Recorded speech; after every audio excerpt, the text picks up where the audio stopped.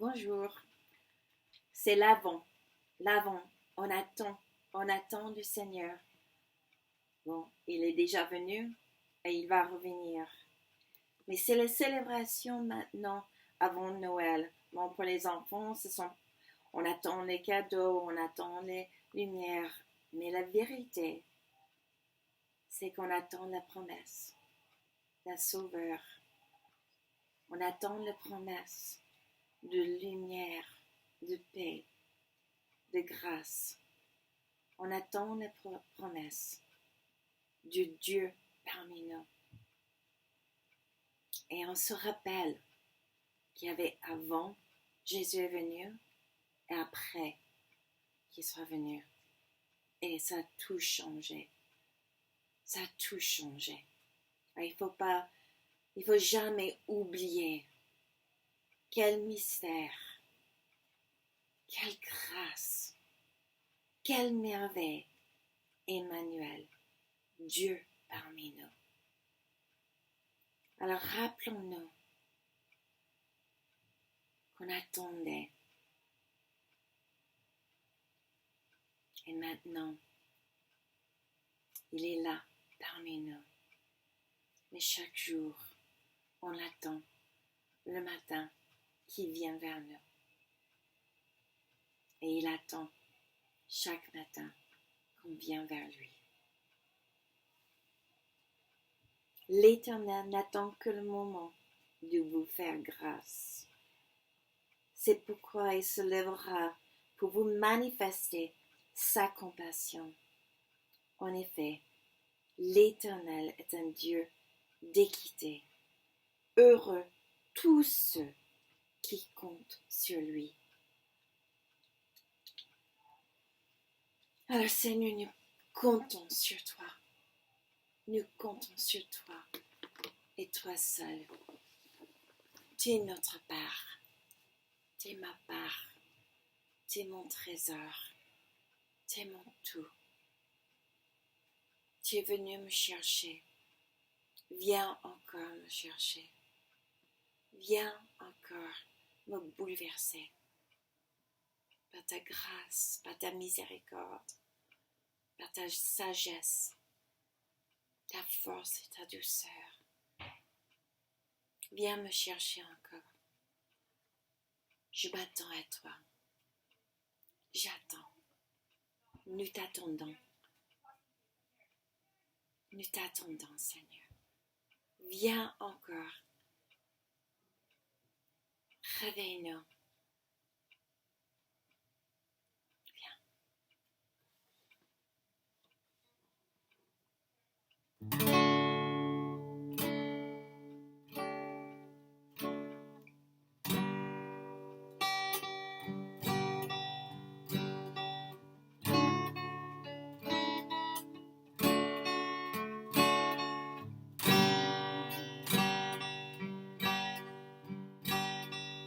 Seigneur Jésus, viens.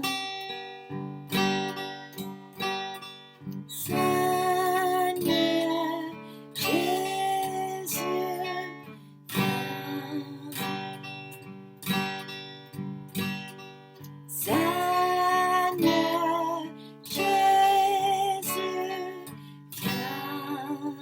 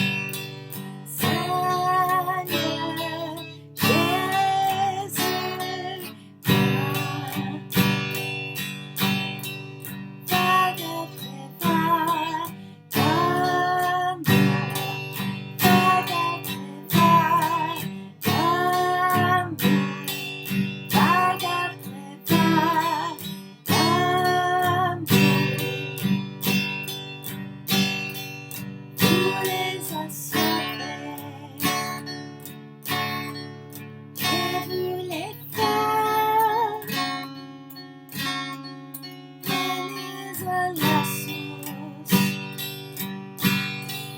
de votre cœur, car vous est la souffrance. Soit ton côté, elle est vague de son amour,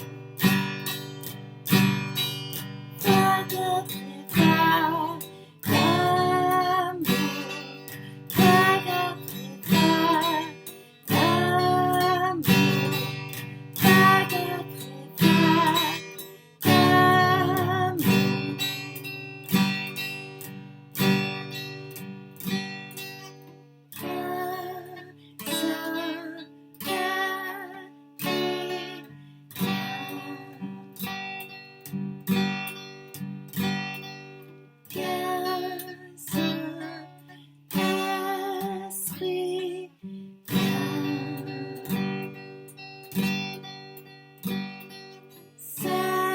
Seigneur Jésus,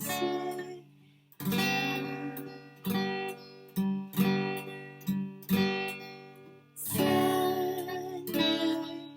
Jésus,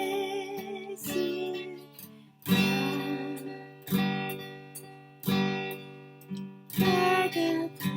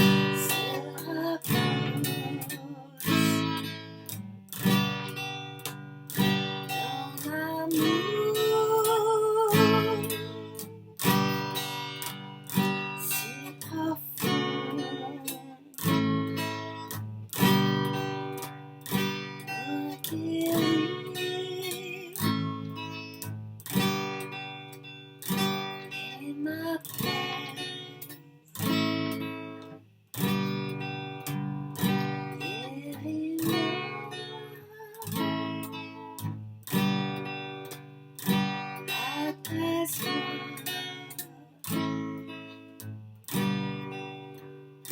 Ton amour,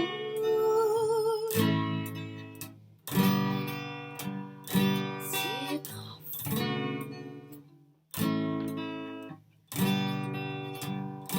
me guérit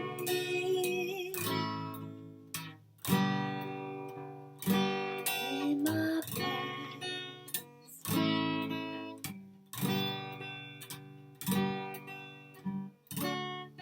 Je t'aime, Seigneur, et j'aime ta présence. Je t'aime, Seigneur, et j'aime ta présence. Je t'aime, je t'aime. Oh, je t'aime, Jésus. Je t'aime, Seigneur, et j'aime ta présence.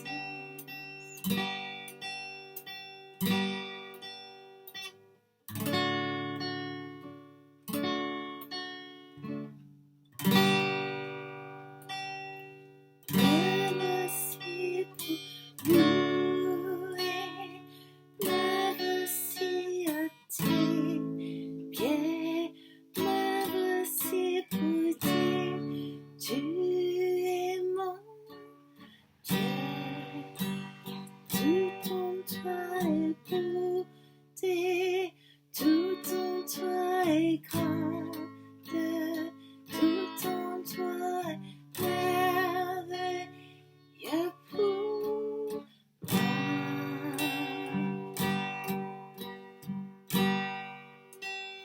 Me voici pour louer, me voici à tes pieds, me voici pour dire, tu es mon Dieu. Tout en toi est beauté, tout en toi est grandeur, tout en toi est merveilleux pour moi.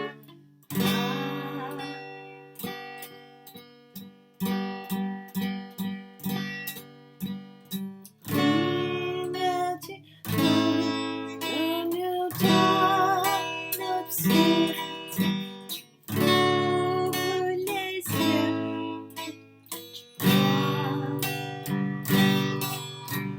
tant de beauté que mon cœur immédiatement.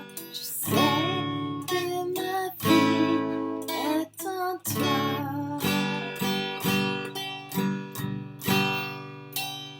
Me voici pour louer,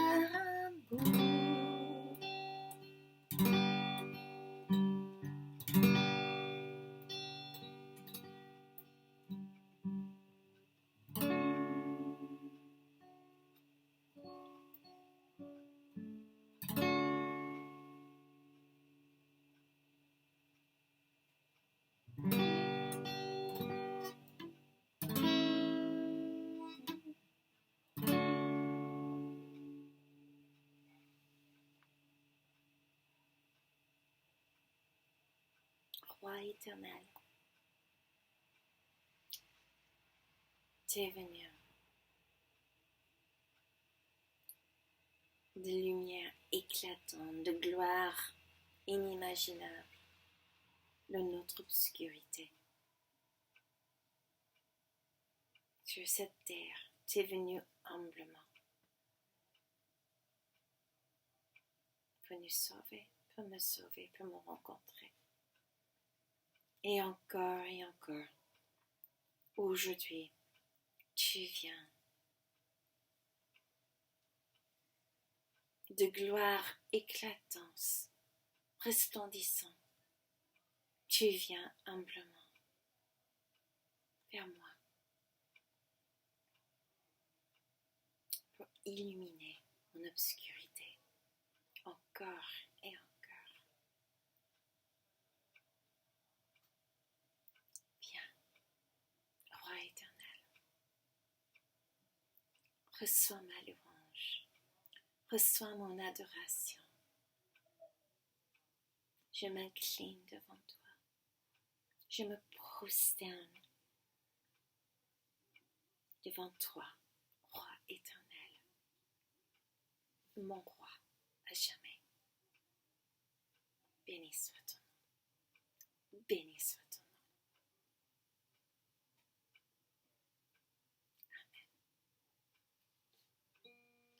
Bonjour, ça fait plaisir d'être à nouveau ensemble. J'espère que vous avez passé une bonne semaine et que vous êtes prêts à entendre ce que Dieu a à nous dire aujourd'hui à travers sa parole. Et aujourd'hui, c'est le deuxième dimanche de l'Avent et j'aime bien qu'on suit la liturgie, donc le calendrier liturgique, surtout lorsqu'il s'agit des grands événements comme Noël, comme Pâques. Non pas que Jésus naît à nouveau tous les ans, mais Jésus est né dans une situation bien précise autrefois, et nous aussi, nous sommes dans une situation bien précise, et nous sommes aussi dans l'attente de beaucoup de choses. Donc l'Avent, c'est un temps d'attente des promesses de Dieu. Donc aujourd'hui, on va parler de la paix que Jésus est venu nous apporter, et comment recevoir cette paix. Et nous allons commencer avec la lecture de 2 passages bibliques, et puis nous allons prier ensemble avant de méditer sur la parole. Donc d'abord, nous allons écouter le psaume 46. Au chef de chœur des descendants de Corée, pour soprano, chant. Dieu est pour nous un refuge et un appui, un secours toujours présent dans la détresse. C'est pourquoi nous sommes sans crainte quand la terre est bouleversée, quand les montagnes sont ébranlées au cœur des mers, et que des flots de la mer mugissent, écument, se soulèvent, jusqu'à faire trembler les montagnes. Les bras d'un fleuve réjouissent la ville de Dieu, le sanctuaire des demeures du Très-Haut. Dieu est au milieu d'elle et n'est pas ébranlé. Dieu la secourt dès le point du jour. Des nations s'agitent, des royaumes sont ébranlés. Il fait entendre sa voix, et la terre tombe en défaillance. L'Éternel, le Maître de l'univers, est avec nous.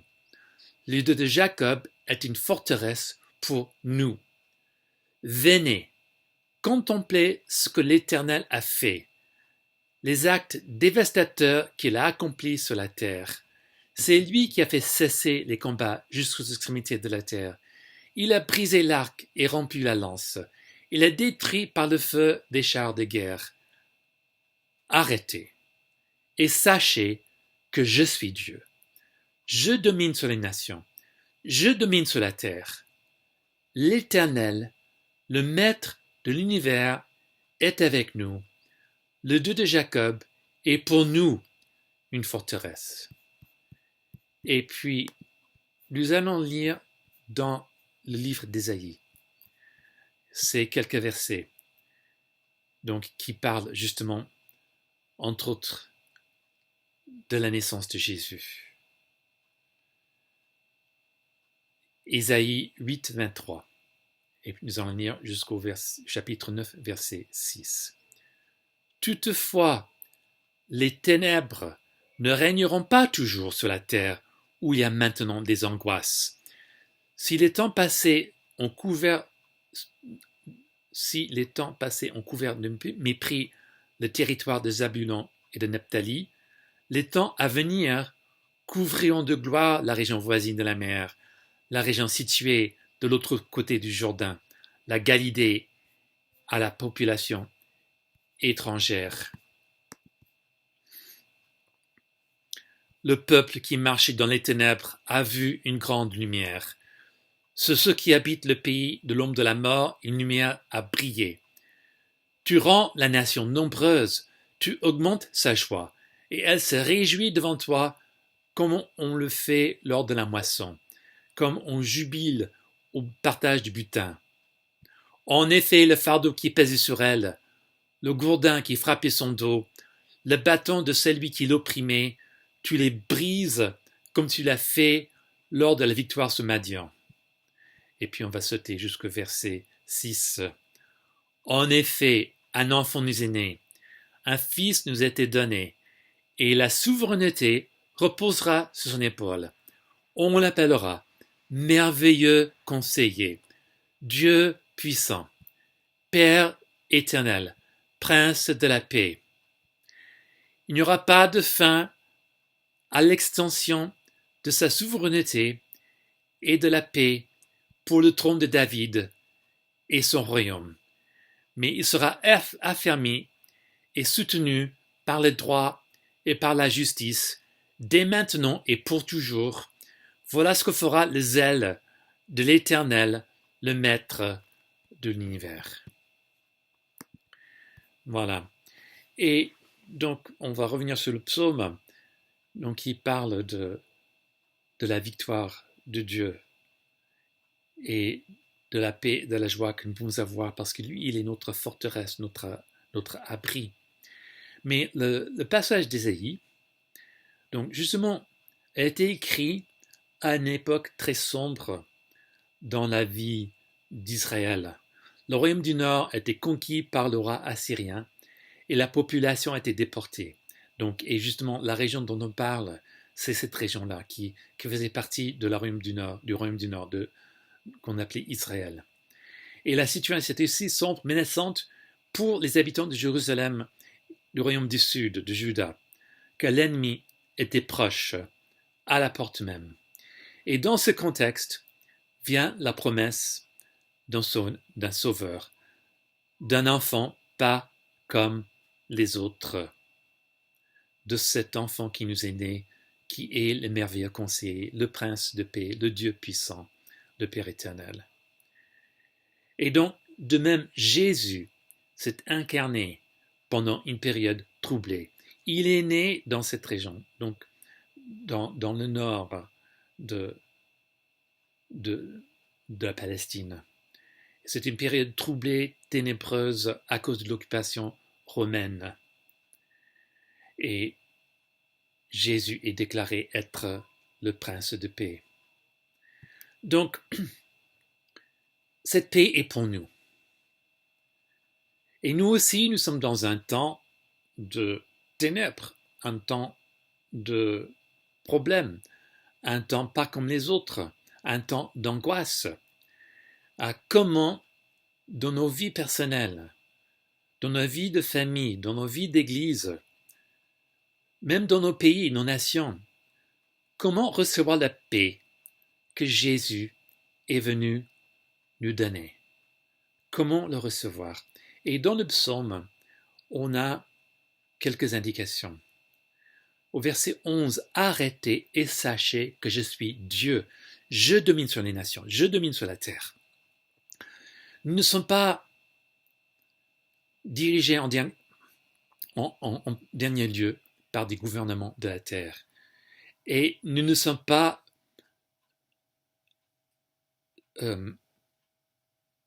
sous l'emprise des maladies.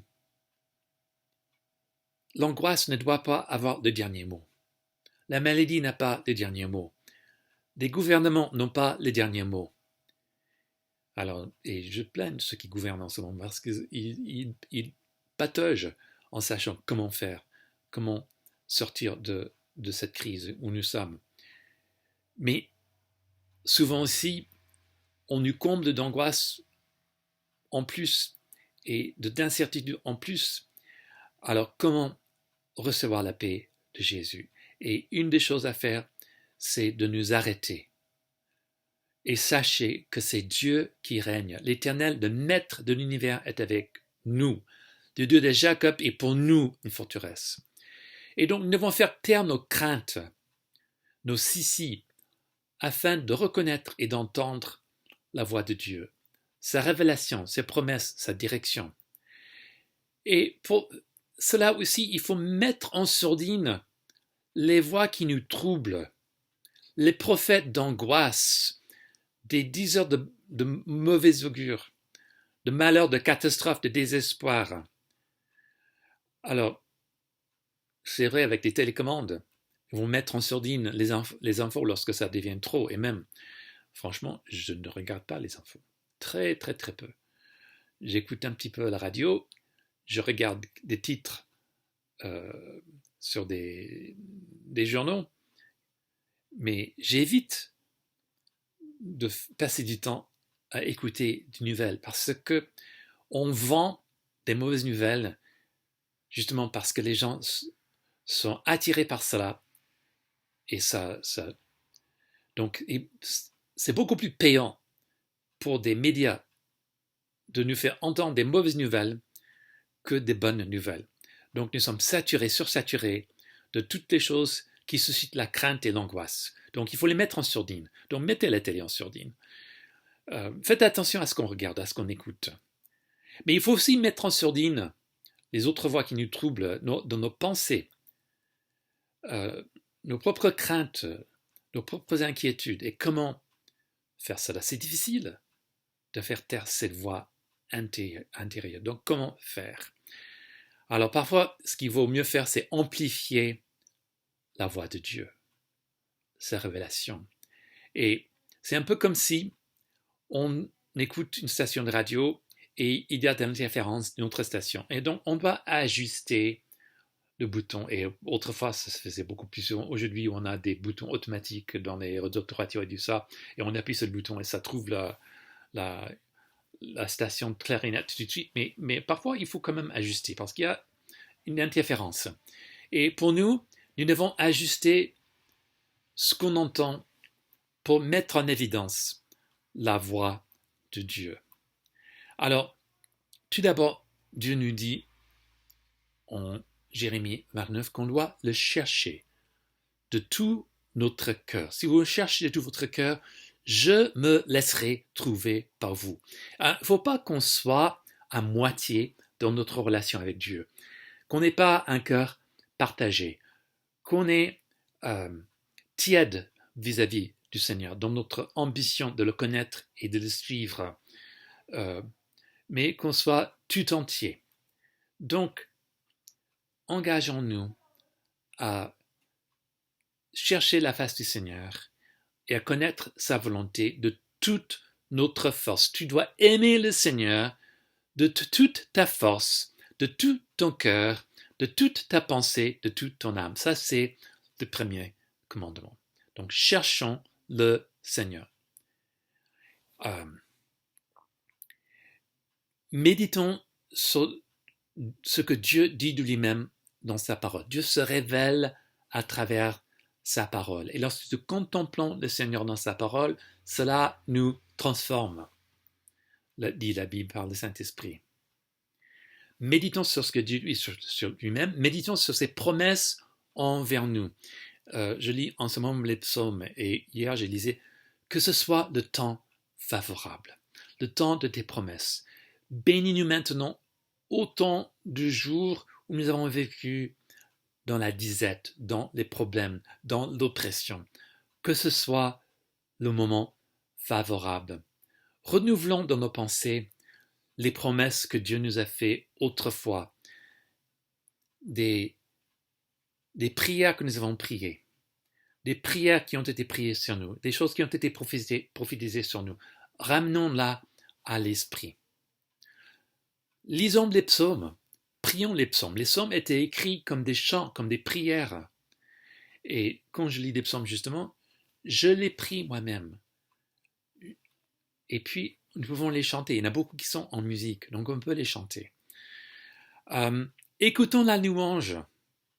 Mettons un CD, mettons une liste sur YouTube de chants de louange. Choisissons, faisons notre playlist, comme on dit.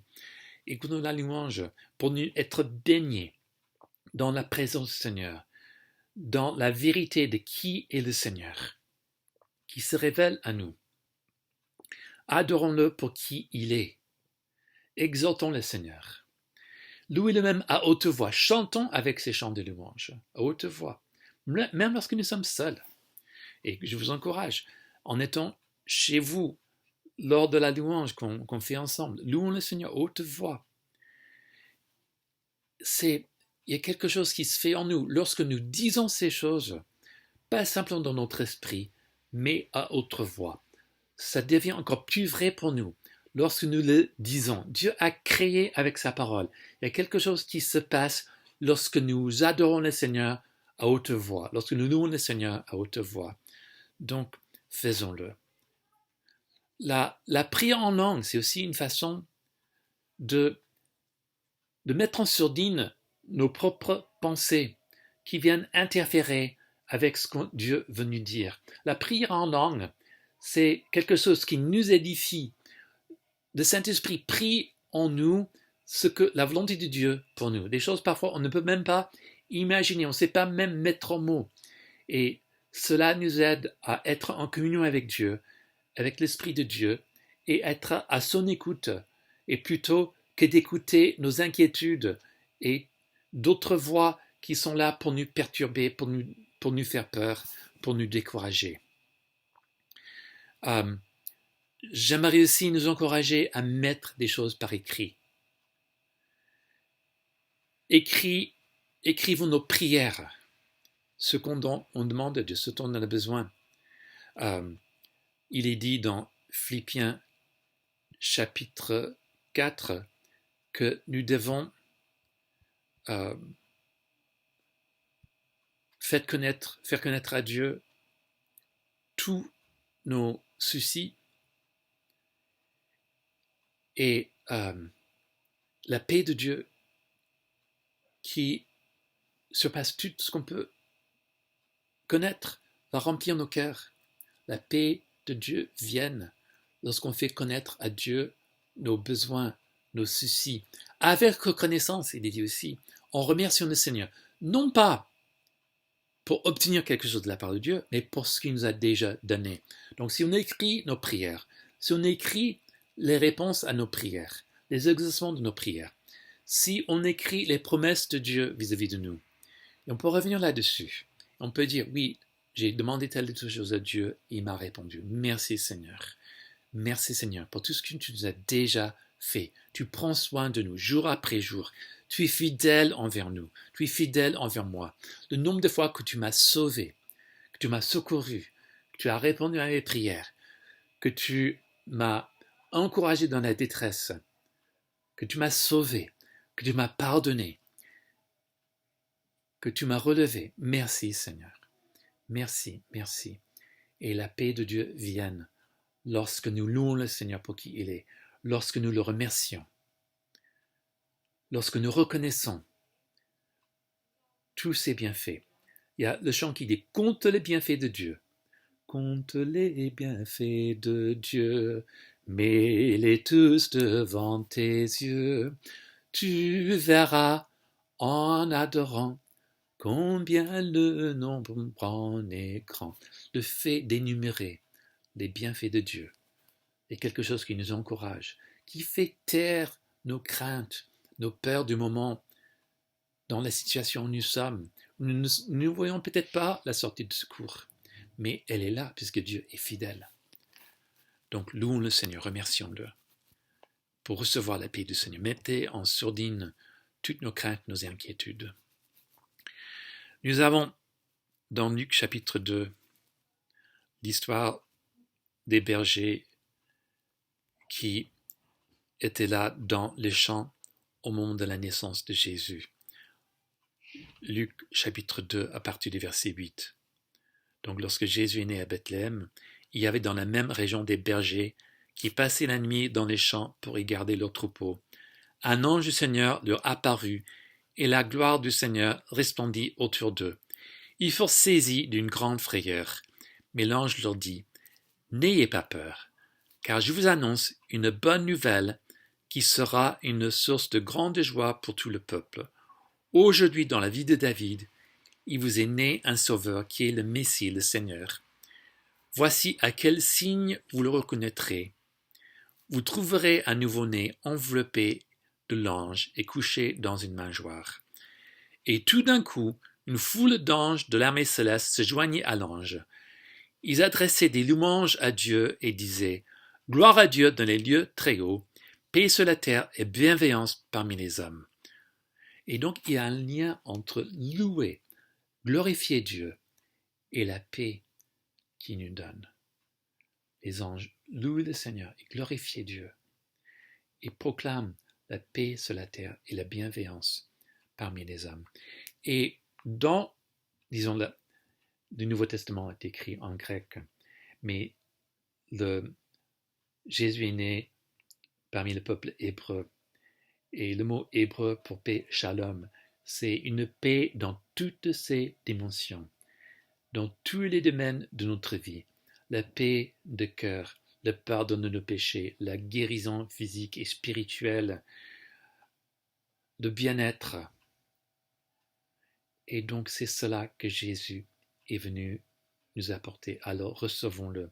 Nous qui vivons dans un temps ténébreux, pour bien des raisons, pour des raisons sanitaires, pour des raisons politiques, à cause des problèmes que nous avons dans notre vie personnelle, dans notre famille, Jésus est là avec sa lumière, avec sa paix, avec son amour. Recevons-le et nous allons prier afin que le Seigneur nous aide à pleinement recevoir cette paix que Jésus a pour nous. Prions le Seigneur. Seigneur Jésus, nous te demandons de nous bénir de ta paix. Viens Saint-Esprit. Viens Saint-Esprit, toi qui appliques dans nos vies, dans nos cœurs, ce que le Père et Jésus le Fils nous envoient. Viens nous apporter maintenant cette paix. Jésus est le Prince de paix. Règne dans nos cœurs, Jésus, par ta paix. Viens faire taire l'orage, faire taire l'angoisse, faire taire le désespoir, et vienne avec ta paix, avec l'espoir, avec le calme, avec la confiance en toi. Seigneur, aide-nous à nous rappeler tout ce que fait, à te louer pour tout ce que tu as déjà fait pour nous sauver, pour nous bénir. Et Seigneur, qu'on ne perde pas de vue toi et tes promesses qui sont oui et amen pour moi, pour ma famille, pour mes amis, pour mon entourage, pour tous ceux de ton Église. Seigneur, fais-nous rentrer dans le royaume de ta lumière et de ta paix pleinement.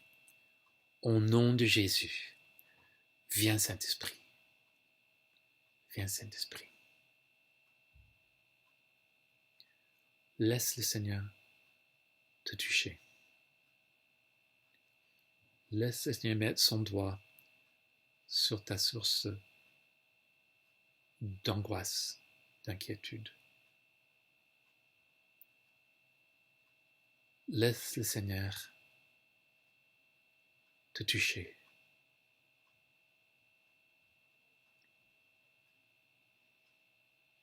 Et au nom de Jésus, je dis à cette angoisse de partir. Je dis à cette crainte de partir. Je dis au sentiment de désespoir de partir. Et Jésus, tu viens prier par ta lumière, la vérité de la paix que tu vas apporter, de la guérison que tu vas apporter, de l'espérance, d'une solution de ce problème, d'un dénouement favorable, que ce soit le temps favorable au nom de Jésus. Alors je vous bénis tout ça au nom du Seigneur. Et si Seigneur est en train de te toucher, laisse-le faire. Et demande à quelqu'un à côté de toi, de la famille, de prier pour toi si tu n'es pas seul. Et si tu es seul, demande à quelqu'un, téléphone à quelqu'un, pour que cette personne prie maintenant avec toi, pour bénir ce que le Seigneur est en train de faire, pour bénir son œuvre de bénédiction, d'apaisement dans ton cœur, dans ta vie, de guérison. Reçois le Saint-Esprit. Reçois la promesse de la paix de Jésus. Amen.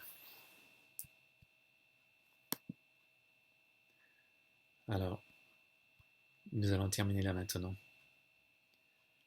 Mais le Seigneur continue à agir. Et merci d'avoir passé ce temps ensemble.